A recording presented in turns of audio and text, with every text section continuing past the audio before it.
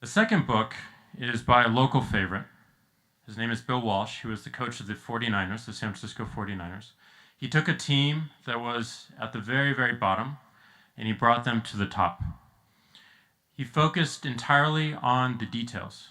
He didn't come in and just say, you all need to win games. He said, you need to tuck in your shirts. You need to clean your lockers.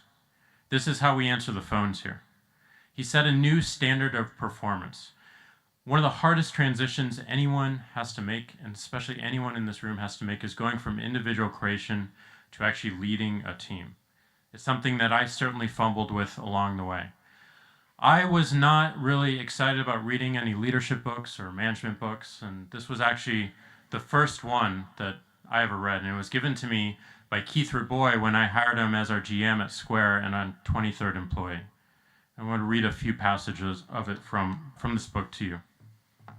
So he starts off the book by saying, running a football franchise is not unlike running any other business.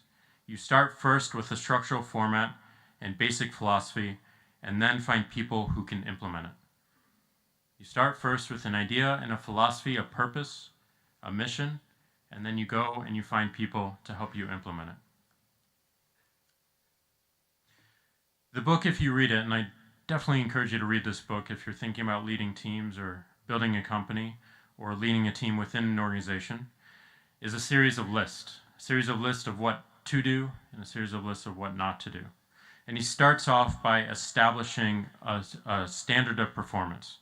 And Bill's standard of performance is thus. First, when you establish a standard of performance with your team, you start with a comprehensive recognition of, reverence for, and identification of the specific actions and attitudes relevant to your team's performance and production. Number two, you be clear in communicating your expectation of high effort and execution of your standard of performance.